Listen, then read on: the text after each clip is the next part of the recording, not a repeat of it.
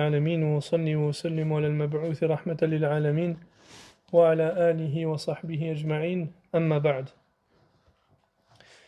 Nous sommes donc arrivés à Ikhwa wa akhawat al-bab al-sabi'u fil ghusli wa fihi masail.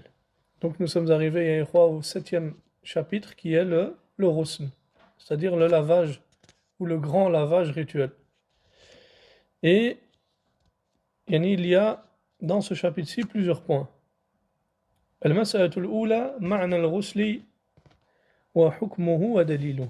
Le premier donc c'est la définition du ghusl, son statut et sa preuve. Al-ghusl lughatan masdaru min ghasala ash-shay'a yaghsiluhu ghaslan wa ghusla wa huwa tamamu ghasli al-jasadi kulli. Donc dans la terminaison linguistique et ikhwa, al-ghusl vient de ghasala, et le fait de donc laver quelque chose. Ghasala yaghsilu ghaslan ou ghuslan pour le masdar. Et cela désigne quoi? Laver l'ensemble du corps. Et shar'an, wa ma'nahu shar'an, huwa ta'mimu al-badani bil-ma'i. أو استعمال ماء طهور في جميع البدن على صفة مخصوصة على وجه التعبد لله تبارك وتعالى. Dans la terminologie religieuse, c'est quoi? C'est le fait de verser de l'eau sur l'ensemble du corps, ou, il nous dit, utiliser de l'eau pure et purifiante,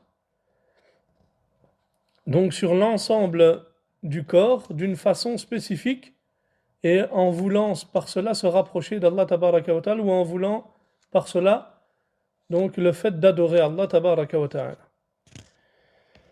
Deuxièmement, hukmuhu. Deuxièmement, son jugement.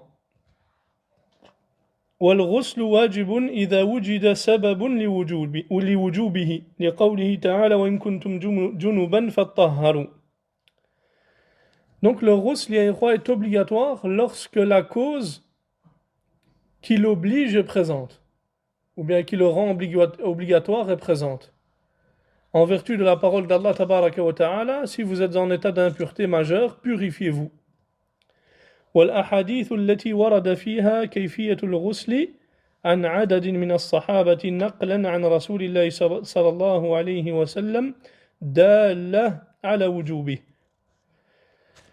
Également, il y a les ahadith dans lesquels il a été rapporté la description du ghusl d'un certain nombre de sahaba, d'après le messager d'Allah sallallahu alayhi wa sallam, prouve également son caractère obligatoire. Et on va mentionner une partie de ce texte, Inch'Allah, par la suite. ثالثا موجباته ويجب الغسل للأسباب التالية أو الآتية. Donc troisièmement, ce qui rend le ghusl obligatoire. Donc il est obligatoire et de faire le ghusl pour les raisons suivantes. Il nous dit premièrement خروج المني من مخرجه ويشترط أن يكون دفقا بلذة من ذكر أو أنثى لقوله تعالى وإن كنتم جنبا فطهروا. Ici, il y a restez attentifs parce que c'est des choses qui peuvent arriver à tout le monde. Il nous dit le ghusl est obligatoire. Donc, non, il nous dit il est conditionné. Donc, on est dans ce qui rend obligatoire le ghusl. Donc, il nous dit il est conditionné que le sperme soit éjaculé par plaisir. Il est conditionné que le sperme soit éjaculé par plaisir, que ce soit chez l'homme ou la femme, en vertu de la parole d'Allah tabaraka wa ta'ala, si vous êtes en état d'impureté majeure, purifiez-vous. Et regardez ici qu'est-ce qu'il dit, on va le voir bien sûr un peu plus tard, il dit il est conditionné que le sperme soit éjaculé par plaisir. Taïb bien, maintenant si une personne, durant la journée, subhanallah, elle a du sperme qui sort et que cela n'est pas par désir, n'est par plaisir, est-ce qu'elle doit refaire le ghusl? Est-ce qu'elle doit faire le ghusl? Là. Pourquoi? Parce qu'ici, il te dit quoi? Il est conditionné que le sperme soit éjaculé par plaisir.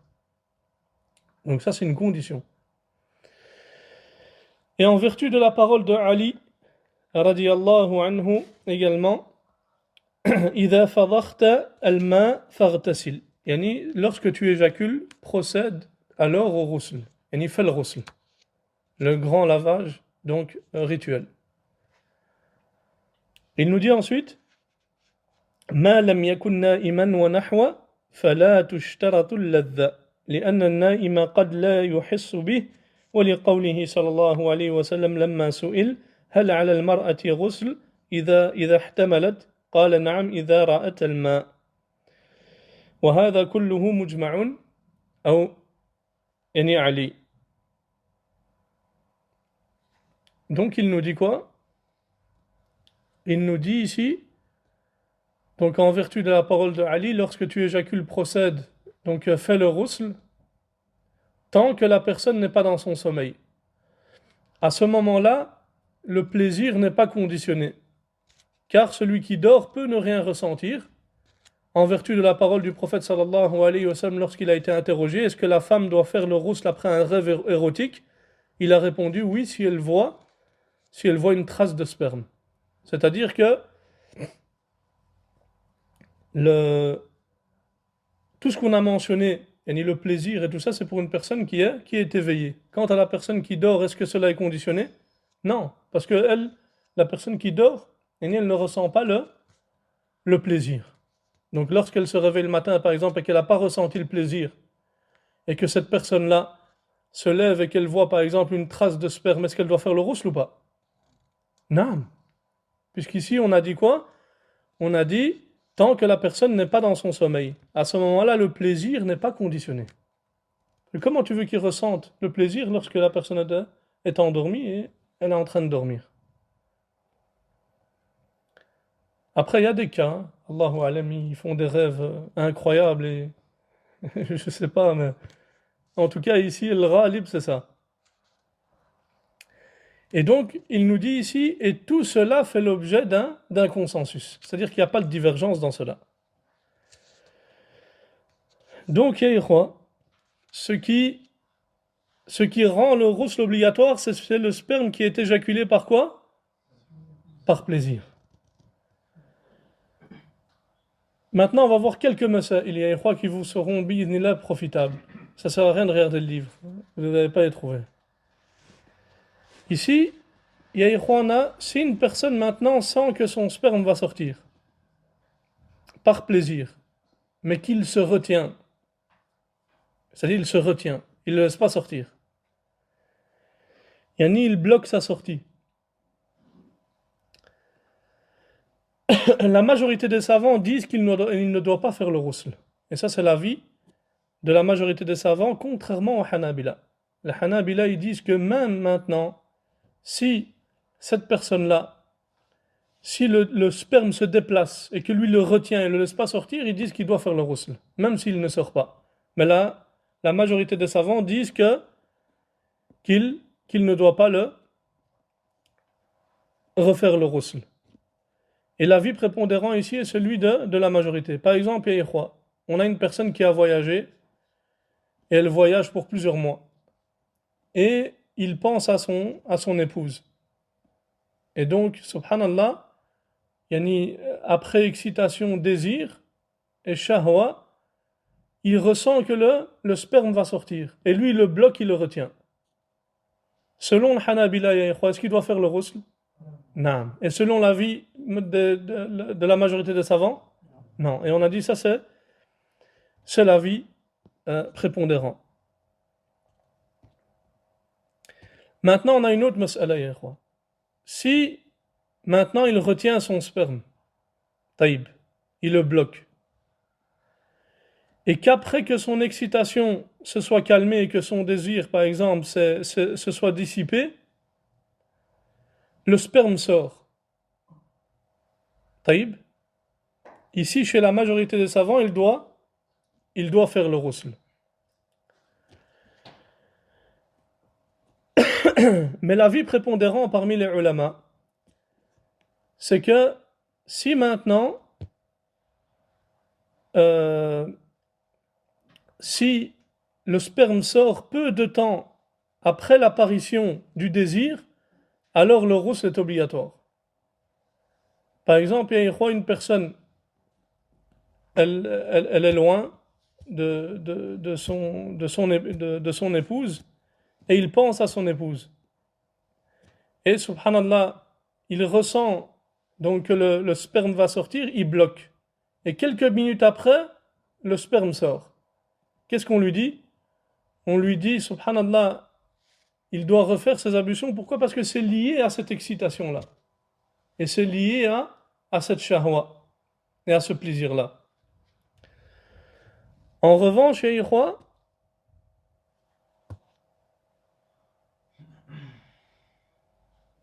Naam. Pourquoi? Parce que c'est ce désir-là qui est la cause de son écoulement, et ni de son éjaculation, de son écoulement. Donc c'est ce désir-là. Mais si maintenant, ya ikhwa, un certain temps s'est écoulé, puis que le sperme sort sans désir, alors le jugement est différent. Par exemple, ya ikhwa, on a un homme, après la prière du Fajr, il pense à son épouse qui se trouve dans son pays, et, subhanallah miskin, il se plonge dans cette pensée et on l'a perdu complètement. Jusqu'à ressentir, subhanallah, du désir, au point de sentir le sperme qui s'est déplacé. Et puis, cette personne-là cesse d'y penser, sans rien faire volontairement. Et puis, quelqu'un l'appelle, il passe son temps au téléphone, et son attention est complètement détournée. Et son désir disparaît, et rien ne sort. Et plus tard, par exemple en matinée ou après Dhuhr, yani, le sperme s'écoule de lui sans désir ni plaisir. Et ici, l'avis prépondérant parmi l'avis des ulama, c'est que cela rend seulement les ablutions obligatoires, mais pas le ghusl. Et ça, c'est l'avis prépondérant.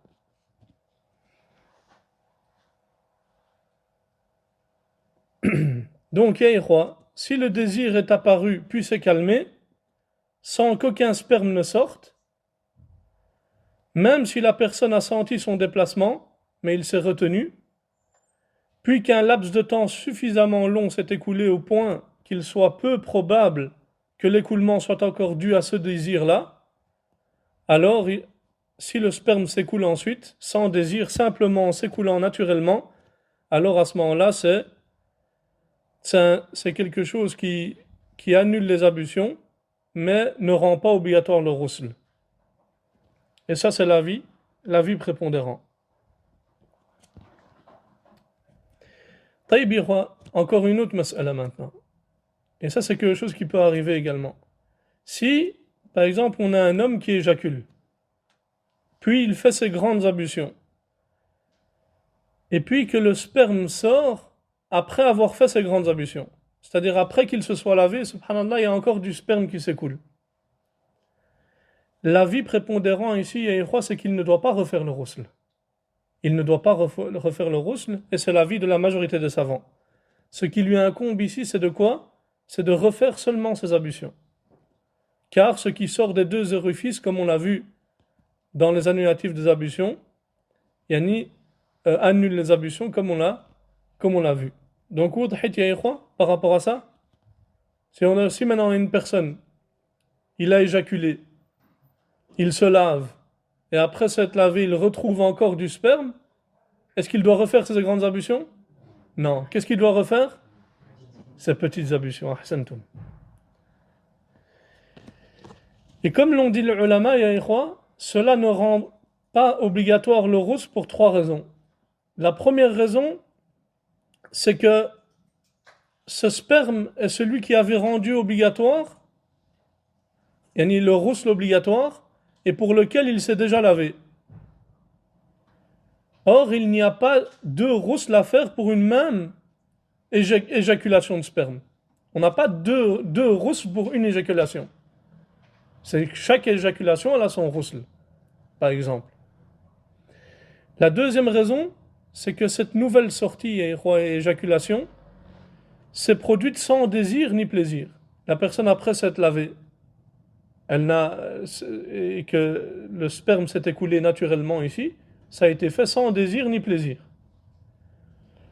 Et il s'agit donc simplement d'un écoulement de sperme qui était resté, et l'éjaculation de sperme sans désir ni plaisir ne rend pas le ghusl obligatoire. La troisième raison, et c'est que Saïd a rapporté il a été rapporté dans les Sunan que Ibn Abbas radiallahu anhuma a été interrogé à ce sujet et il a répondu quoi? Il a répondu il doit simplement refaire ses ablutions. Donc ça c'est l'avis prépondérant. Mais ici, hein, il y a quelque chose qu'il faut prendre en considération, c'est que il faut faire attention à une chose, c'est il ne doit pas y avoir une nouvelle cause à l'origine de cette éjaculation de sperme. Par exemple, s'il existe une nouvelle cause, alors à ce moment-là, on rattache cette éjaculation à cette nouvelle cause. Par exemple, on a un homme qui a eu des rapports avec son épouse, puis il fait le ghusl, puis il retourne s'allonger, et il se met ensuite à repenser au rapport jusqu'à ce que le désir revienne une nouvelle fois, et un peu de sperme sort. À ce moment-là, qu'est-ce qu'on lui dit? On lui dit qu'il doit refaire le ghusl. Pourquoi? Parce que ce n'est pas lié à la première éjaculation. Ça, c'est lié à une nouvelle cause, qui est le fait qu'il a pensé au rapport qu'il a eu avec son épouse. Autre, ou bien c'est trop technique?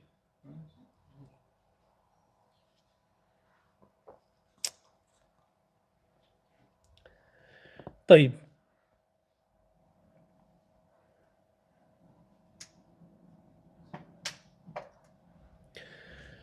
Donc, s'il n'y a aucune nouvelle cause, alors l'avis prépondérant, comme on a dit parmi les paroles des savants, c'est quoi? C'est qu'il ne doit pas refaire le ghusl si un peu de sperme sort donc après le ghusl de al-janaba. Et pour les trois raisons qu'on vient de mentionner. Il nous dit ensuite تغيب حشفة الذكر كله أو قدرها في الفرج وإن لم يحصل إنزال بلا حائل لقوله صلى الله عليه وسلم إذا جلس بين شعبها الأربع ومس الختان وجب الغسل لكن لا يجب الغسل في هذه الحالة إلا على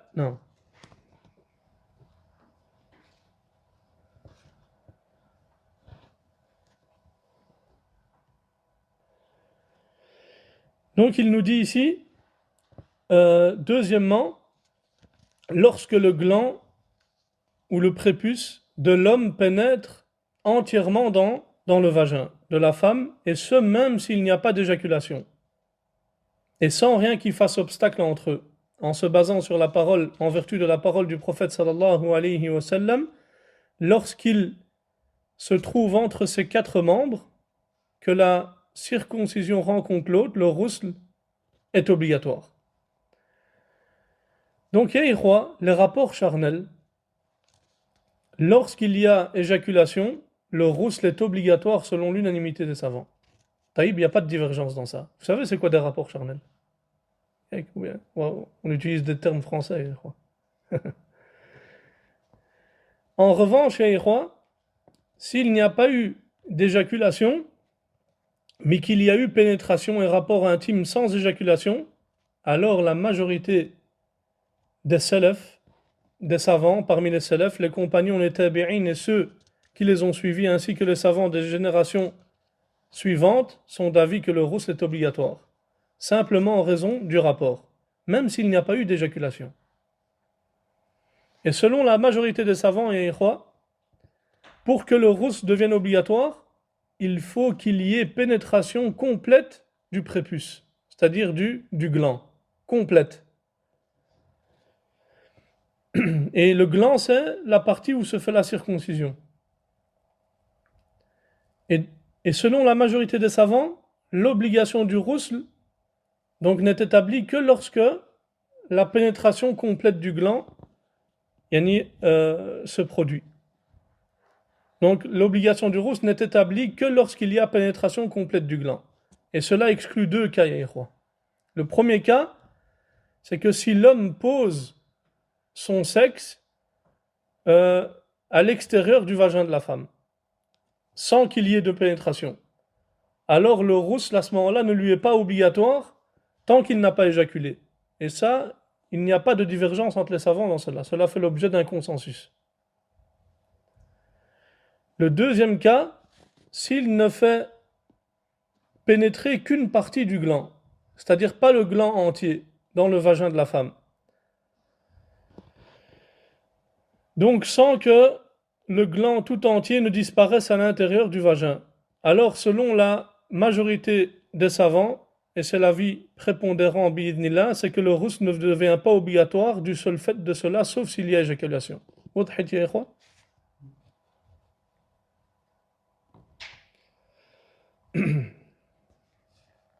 Troisièmement, il nous dit Islamul kafir ولو مرتدا لأن النبي صلى الله عليه وسلم أمر قيس بن عاصم حين أسلم أن يغتسل. Il nous dit ici, troisièmement, lorsque le mécréant embrasse l'islam, même si c'est un apostat. Donc selon l'avis ici de l'auteur du livre, c'est que le mécréant, est-ce qu'il lui est obligatoire de faire le ghusl ou pas? Non. Enfin, s'il se convertit à l'islam. De même que le murtad, l'apostat, lorsqu'il revient à l'islam.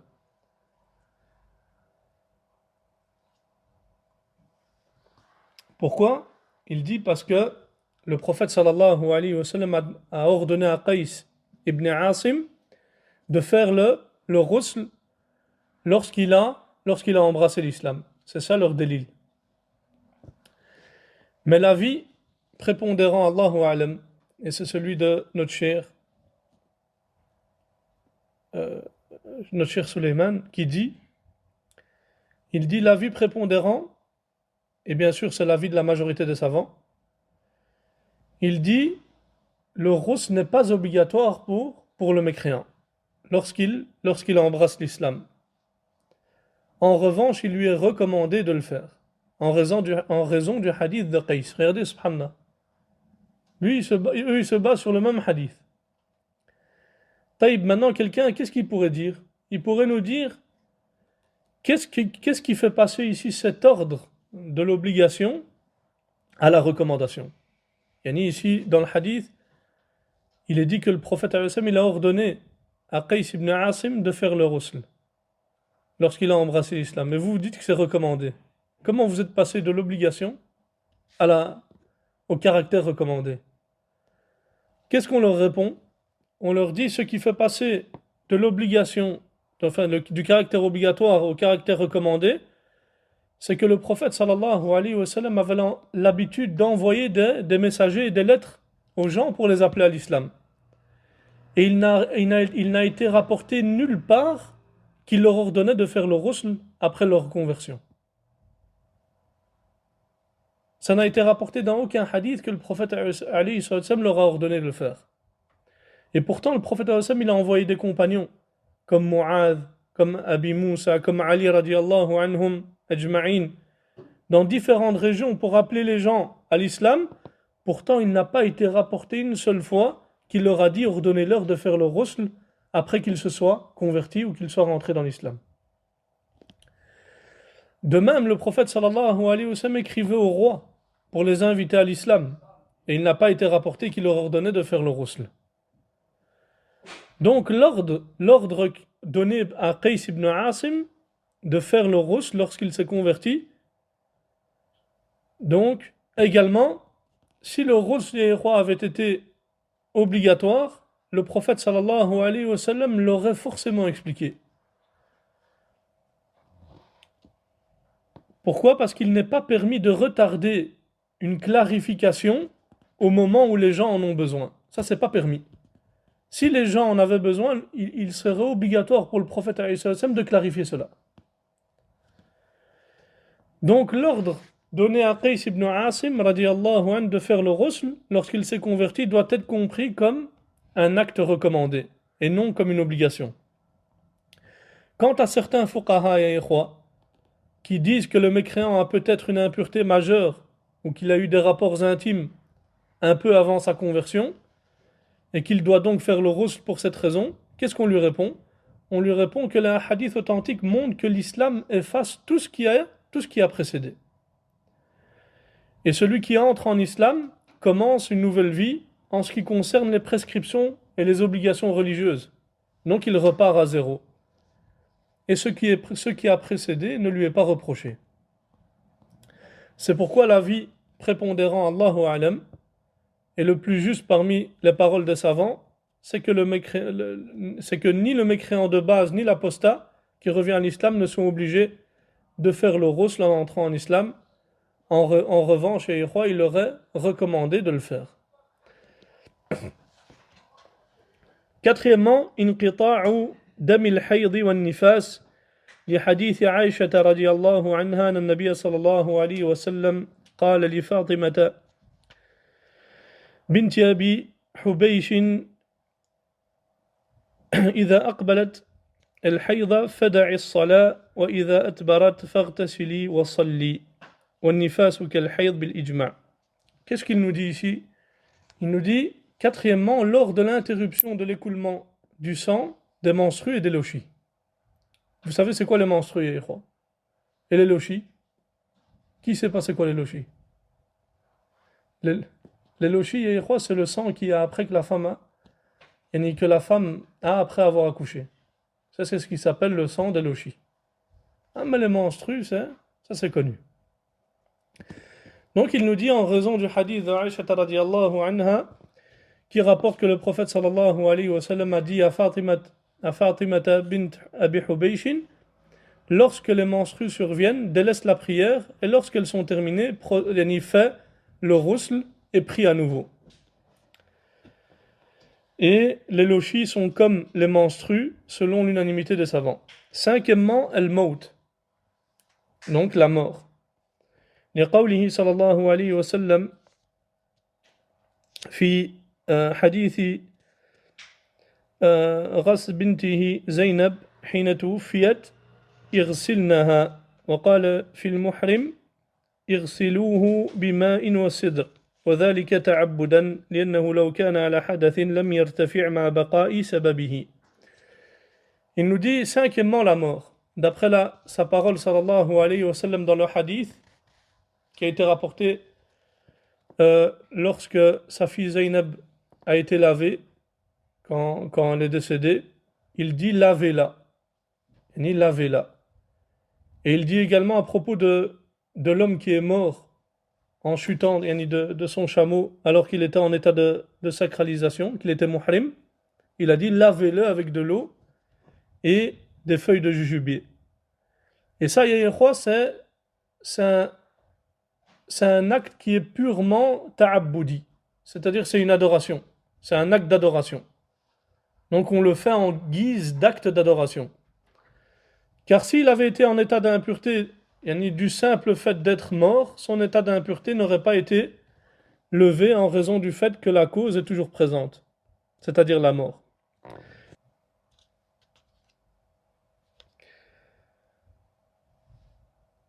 Donc il nous dit Lil Rusli, donc il nous dit deuxième point, la description du Rusl et la manière de l'effectuer et de le faire.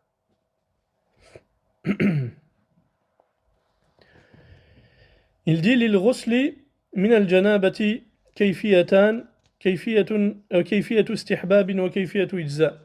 Il dit il y a deux manières de faire le Rusl. Il y a une manière qui est recommandée et une autre manière qui est suffisante et valable. Qui se limite à ce qui est obligatoire de laver. Il nous dit Amma kayfiyatu al-istihbab.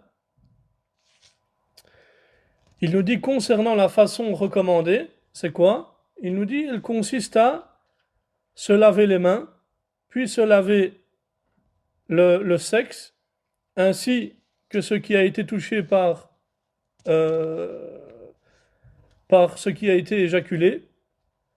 Ensuite, qu'est-ce qu'on fait? On accomplit et on fait les ablutions mineures, comme les ablutions qu'on fait pour la prière. Puis on met de l'eau, et on prend l'eau avec sa main, donc, et on frotte les cheveux de manière à ce que l'eau pénètre le cuir chevelu. Puis on verse ensuite de l'eau sur sa tête à 3 reprises, et puis on verse donc de l'eau sur l'ensemble de son corps en se basant sur le hadith qui a été rapporté par Aisha radiyallahu anha. Ça c'est le ghusl qui qui est recommandée. Puis il nous dit, quant à la façon suffisante et valable, c'est quoi? C'est qu'elle consiste à verser de l'eau sur l'ensemble du corps, avec l'intention de faire le ghusl. C'est-à-dire que maintenant, si on a une personne qui est en état d'impureté majeure, en état de janaba, et qu'elle arrive, elle prend de l'eau, elle le verse sur tout son corps. Est-ce qu'on peut dire qu'elle est en état de purification ou pas? Non. Mais on a dit qu'il, là, à ce moment-là, il a fait le ghusl qui est suffisant. La façon de faire qui est suffisante.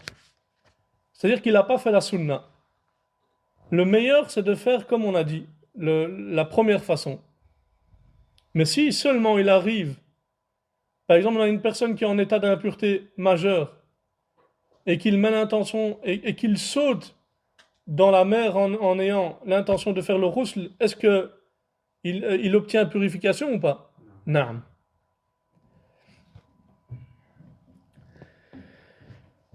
Donc ça, c'est la façon suffisante. Et il nous dit, d'après le hadith de Maymouna, radiallahu anha, elle dit, le messager d'Allah sallallahu alayhi wa sallam a déposé l'eau nécessaire pour se nettoyer de son état d'impureté majeure. Il en a versé sur ses mains et les a lavées par 2 ou 3 fois. Puis il a rincé sa bouche et a expillé de l'eau par ses narines.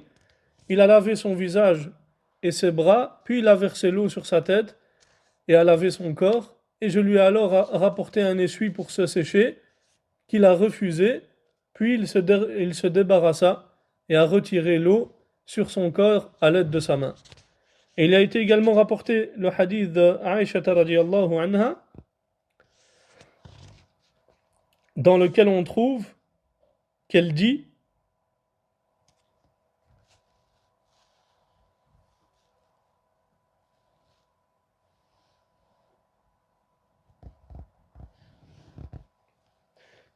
qu'elle dit, donc puis sallallahu alayhi wa sallam, a passé sa main au travers de ses cheveux jusqu'à ce qu'il a estimé avoir atteint le cuir chevelu.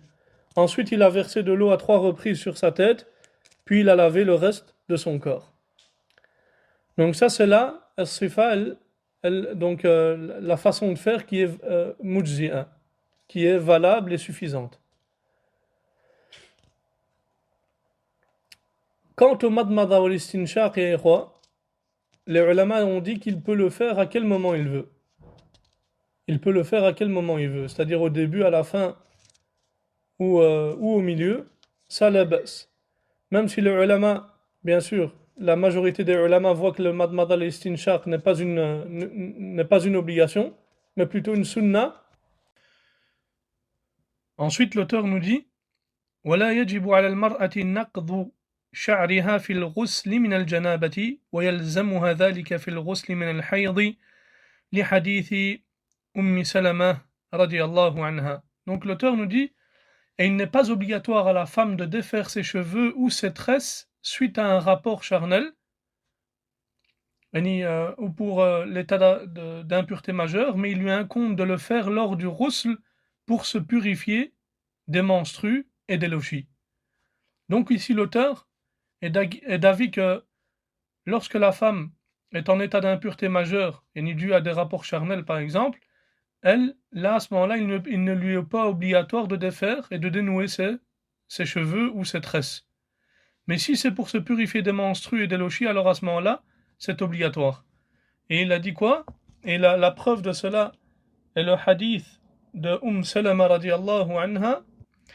Elle dit قلت يا رسول الله إني امرأة أشد ضفر رأسي أفأنقضه لغسل الجنابة فقال صلى الله عليه وسلم إنما يكفيك أن تحثي عليه 3 حثيات من ماء ثم تفيضين عليك الماء فتطهرين. Donc elle dit, j'ai demandé au prophète sallallahu alayhi wa sallam, au messager d'Allah, je suis une femme qui tresse mes cheveux, dois-je les dénouer pour me laver après un rapport charnel? Il a répondu sallallahu alayhi wa sallam, non, il te suffit de verser 3 fois de l'eau sur ta tête et ensuite de verser de l'eau sur l'ensemble de ton corps, et ainsi tu seras purifié. Mais ici, ya ikhwa wa akhawat, l'avis prépondérant, Allahu a'lam, est que ce n'est pas obligatoire même pour les menstrues et les lochis. Car il a été rapporté, d'après Salama, qu'elle a interrogé le prophète sallallahu alayhi wa sallam sur le fait de dénouer ses cheveux pour les menstrues et l'état de grande impureté, et il a répondu sallallahu alayhi wa sallam non. Et le hadith a été rapporté par Muslim. Il nous dit quoi? Al-mas'atu thalithatu. Donc al-arsal al-mustahabba. Donc le troisième point, ce sont les différentes occasions pour lesquelles il est recommandé de faire le ghusl. Donc on a vu précédemment les raisons pour lesquelles il faut faire le ghusl obligatoire, et maintenant on va voir les raisons pour lesquelles, ou les occasions pour lesquelles il est recommandé de le faire. Il nous dit premièrement, al-irtisal 'inda kulli jima'in. Donc premièrement, c'est quoi? C'est le fait de faire le ghusl entre chaque rapport charnel. Et la preuve de cela est le hadith d'Abi Rafi' أن النبي صلى الله عليه وسلم كان ذات ليلة يغتسل عند هذه وعند هذه قال فقلت يا رسول الله ألا تجعله واحدا قال هذا أزكى وأطيب وأطهر. Donc il se base sur le hadith d'Abu Rafi' qui a rapporté qu'au cours d'une même nuit, le prophète sallallahu alayhi wa sallam a fait le ghusl chez telle et telle parmi ses épouses. Et il dit ensuite, je lui ai demandé, ô messager d'Allah, pourquoi ne fais-tu pas un seul et même ghusl? Il a répondu, ceci est plus pur, meilleur et plus propre. C'est-à-dire que quand on parle entre chaque rapport charnel, c'est-à-dire qu'il a un rapport avec son épouse, ensuite il fait le ghusl et ensuite il a encore un autre rapport. Donc ça c'est recommandé. Il nous dit ensuite, deuxièmement, الغسل للجمعة لقوله صلى الله عليه وسلم إذا جاء أحدكم الجمعة فليغتسل وهو آكد الأغسال المستحبة. Donc deuxièmement, le ghusl du Jumu'ah, c'est-à-dire du vendredi. Premièrement, avant de savoir, avant de commencer, c'est qu'il faut savoir que le ghusl n'est pas une condition de la validité de la prière selon le consensus des savants. Et ni maintenant, si on a une personne qui accomplit la prière du vendredi sans avoir fait le ghusl, même si on est d'avis que le ghusl il est obligatoire, et le ghusl du vendredi est obligatoire, et ni à ce moment-là, sa prière reste valide. Sa prière reste valide. Et ça, il est important de bien comprendre ce point. C'est-à-dire celui qui prie sans avoir fait le ghusl du vendredi, mais qu'il a juste ses ablutions, sa prière est valable. Et les savants sont également unanimes sur le fait que le ghusl du vendredi est une pratique légiférée et qui est demandée par la législation, par la religion et la législation. Et ce qui prouve que le ghusl du Jumu'ah n'est pas obligatoire, c'est la parole, le hadith du prophète sallallahu alayhi wa sallam, Man tawadda yawm al-jumu'ati فبها ونعمت ومن اغتسل فالغسل أفضل أو ومن اغتسل فهو أفضل. Donc quiconque fait ses ablutions le jour du vendredi a fait une bonne chose qui lui suffit, mais faire les ablutions majeures est meilleur. De même qu'il a été rapporté qu'un homme est venu chez le prophète sallallahu alayhi wa sallam un vendredi et il a senti une mauvaise odeur. Et le prophète sallallahu alayhi wa sallam lui a alors dit, si tu te lavais pour ce jour. Et donc les savants ont dit qu'en regroupant les ahadiths, les différents ahadiths, on déduit de cela que le ghusl du Jumu'ah est recommandé et non obligatoire. Taïb ya ikhwa, il y a une mas'ala ici. Est-ce que le ghusl du Jumu'ah, le ghusl du Jumu'ah, est-ce que c'est pour le jour du vendredi ou bien c'est pour la prière? La majorité des savants sont d'avis que c'est pour la prière et non pour le jour. Donc, par exemple, ya ikhwa, c'est quoi on va dire, la thamaratul khilaf ici? Donc, le fruit de la divergence, c'est quoi? C'est que ceux qui disent, par exemple, que on fait le ghusl pour le jour du Jumu'ah, c'est-à-dire la femme qui ne va pas au Jumu'ah, il lui est recommandé aussi de faire le ghusl. Parce que ce qu'il est recommandé de faire, c'est le ghusl pour le jour du Jumu'ah, et pas pour la prière. Et selon l'avis de la majorité des savants, qui eux disent que c'est pour la prière, donc la femme qui ne se rend pas, par exemple, à la prière, ne doit pas faire le ghusl. Et il ne lui est pas recommandé de faire. Car le prophète sallallahu alayhi wa sallam a dit dans le hadith إِذَا جَاءَ أَحَدُكُمُ الْجُمُعَةِ فَلْيَغْتَسِلْ. Donc celui d'entre vous qui vient au Jumu'ah, qu'il se lave. Et une autre mas'ala, à partir de quel moment on fait le ghusl, ça les savants ont dit que c'était après le lever de l'aube. Et le ghusl il commence après le lever de l'aube. Et le meilleur est de le faire avant de se rendre au Jumu'ah. Allahu alam. Troisièmement, c'est quoi? Il nous dit al-irtisal lil-eidain. Donc, troisièmement, où il est recommandé de faire le Jumu'ah, c'est à l'occasion des deux Eid. Yani Eid al-Fitr et al-Adha. Quatrièmement, al-irtisal عند الإحرام بالعمرة والحج. فإنه صلى الله عليه وسلم اغتسل لإحرامه.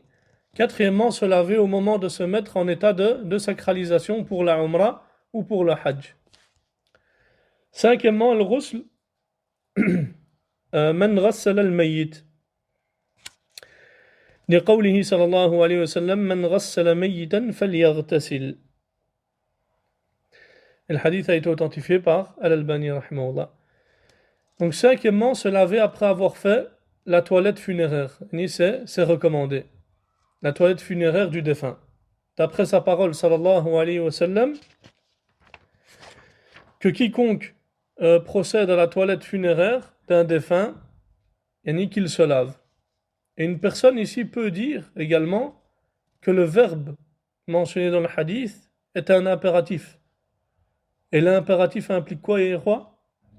L'obligation. Et pourquoi les savants ont dit ici que c'était recommandé? Ils ont dit, Yehua, c'est en raison de la parole de Ibn Omar radiallahu anhuma, dans laquelle il dit, à l'époque, nous lavions le mort, et parmi nous, certains faisaient le ghusl, et d'autres ne le faisaient pas. Et ce athar a été authentifié par l'imam al-Albani rahimahullah ta'ala. Ce qui prouve ici, est-ce que c'est recommandé ou c'est obligatoire? C'est recommandé. De même qu'il a été rapporté de manière authentique, d'après Aïcha radiyallahu anha, qu'elle dit, pas de ghusl pour celui qui lave un mort. Al-mas'atu al-rabi'atu al-ahkam al-mutarattiba ala man wajaba alayhi al-ghusl. Donc, quatrième point, les jugements relatifs à celui qui est dans l'obligation de faire le ghusl. Donc il nous dit al-awwal, donc le premier c'est quoi? La yajuzu lahu al-mukthu fi al-masjid illa 'abiri sabil liqawlihi ta'ala wa la junuban illa 'abiri sabilin hatta taghtasilu. Il nous dit le premier c'est quoi? Premièrement, il ne lui est pas permis de rester dans la mosquée. C'est-à-dire al-junub, donc celui qui est dans l'obligation de faire le ghusl, il ne lui est pas permis de rester dans la mosquée. Sauf celui qui est uniquement de passage. Il lui est permis de traverser la mosquée dans cet état, en raison de la parole d'Allah tabaraka wa ta'ala, ni en état d'impureté majeure, jusqu'à accomplir vos ablutions majeures, à moins que vous nous traversiez simplement la mosquée.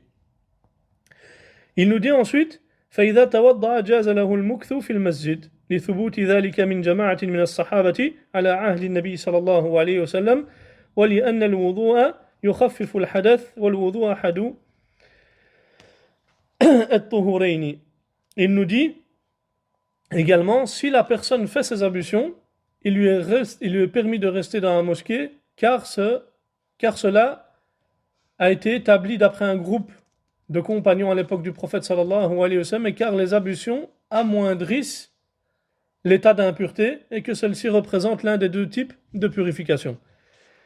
Taïb bien quoi, ici il nous dit quoi? Il nous dit une personne qui est en état d'impureté majeure, s'il veut rester à la mosquée, il fait ses ablutions.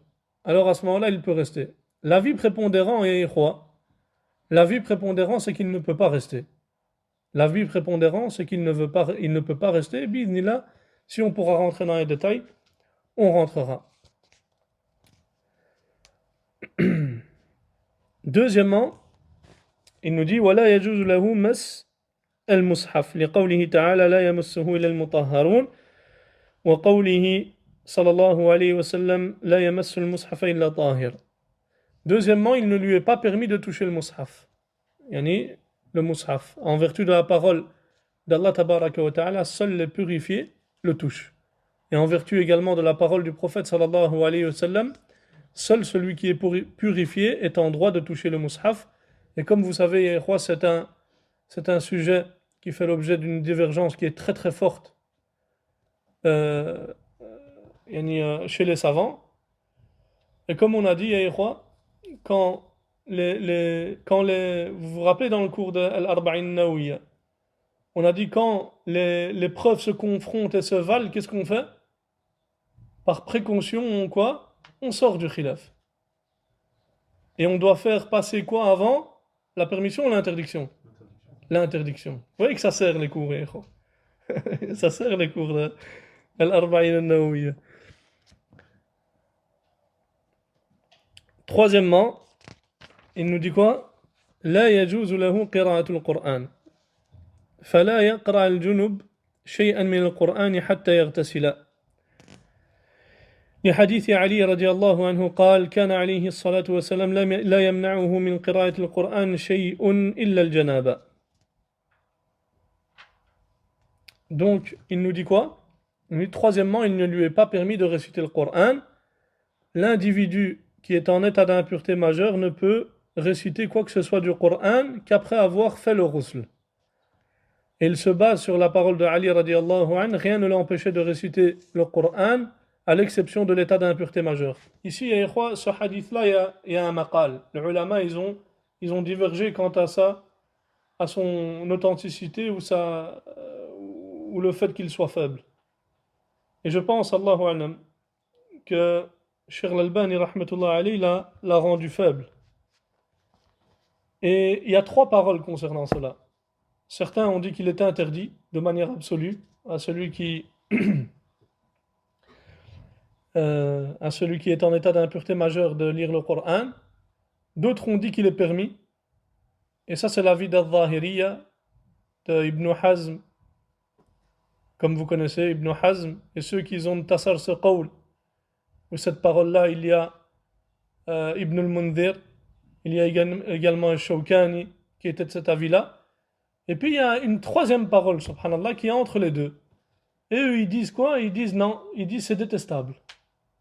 Ils disent c'est détestable. Déjà, ils disent que le hadith de Ali, radiallahu anhu, ils disent c'est une hikaya, c'est seulement quelque chose qu'il raconte. Et qu'il dit que le prophète sallallahu alayhi wa sallam ne récitait pas le Coran, ici il ne récitait pas le Coran alors qu'il était en état